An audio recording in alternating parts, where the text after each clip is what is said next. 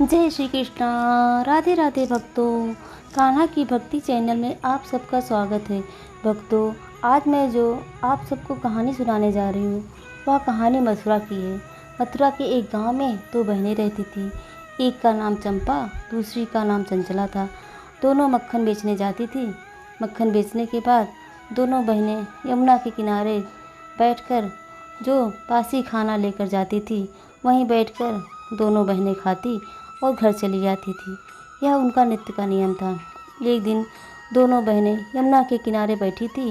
वो आपस में बात करने लगी। बहन चंचला, भगवान होते हैं क्या? यदि होते हैं तो दिखते कैसे हैं? चंचला बोली, हाँ भगवान होते हैं, ज़रूर होते हैं, लेकिन कैसे होते हैं ये तो मुझे भी नहीं पता। किसी ने तो देखा होगा। चंचला बोली, संतों ने देखा होगा, क्योंकि वो लोग पूजा पाठ करते हैं, मंत्रों का जाप करते हैं, उन्होंने भगवान को ज़रूर देखा होगा। चंपा बोली, तो क्या भगवान को देखने के लिए अब हमें संतों से मिलना होगा? दोनों बहनें यही बात कर रही थी कि इतने में एक संत जी आए। जहाँ पर दोनों बहनें बैठी थी वहीं पर अपना कमंडल और झोली रखा और स्नान के लिए चले गए।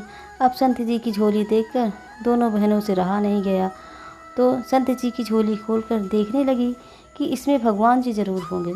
दोनों बहन जल्दी जल्दी संत जी की झोली का सारा सामान निकाला। उस झोली में एक डिब्बा था। डिब्बा खोलकर देखा तो लड्डू गोपाल जी की छोटी सी मूर्ति थी। दोनों बहुत प्रसन्न हुई। ये देखो बहन, भगवान ऐसे होते हैं। भगवान को देखकर दोनों बहनें रोने लगी। कहने लगी, बहन देखो, भगवान के हाथ पाँव डिब्बे में बैठे बैठे कैसे मुड़ गए हैं। अब चंचला ने भगवान को डिब्बे से बाहर निकाला और कहा, भगवान, आपको डिब्बे से बाहर निकाल दिया है, अब आप अपने हाथ पाँव सीधे कर लीजिए। चंचला बोली, भगवान, आप हमसे बात करने में संकोच कर रहे हैं तो कोई बात नहीं, आप हमसे बात मत कीजिए, लेकिन अपने पैर सीधे कर लीजिए प्रभु। इतने में चंपा बोली, लगता है प्रभु के पैर में बहुत देर से डिब्बे में बैठे थे, इसलिए सीधा नहीं कर पा रहे हैं। ऐसा करते हैं कि प्रभु के पैर में मक्खन से मालिश कर दें तो इनको आराम मिलेगा। इतना सोचकर मक्खन निकालकर प्रभु के पैर में जैसे ही मालिश करने लगी, प्रभु का पैर सीधा हो गया। अब भगवान लड्डू गोपाल की मूर्ति खड़ी हो गई। दोनों बहनें बहुत खुश हुई, भगवान की पूजा की। इतने में संत जी स्नान करके आ रहे थे। चंचला ने देखा तो प्रभु से कहने लगी, प्रभु अब आप डिब्बे में बैठ जाइए। अब प्रभु बैठने को तैयार ही नहीं। इतने में देखा संत जी उनके पास आ गए। देखा तो उनका सारा सामान बिखरा और भगवान की मूर्ति खड़ी। इतना देखते ही वो संत जी आश्चर्यचकित हो गए और रोने लगे। जैसे ही संत जी भगवान के पैरों को स्पर्श किया, मूर्ति फिर से उसी तरह मुड़कर बैठ गई। दोनों बहन दूर से ही डरते हुए देख रही थी और कहने लगी, देखो बहन, ये संत भगवान को कितना डरा कर रखते हैं।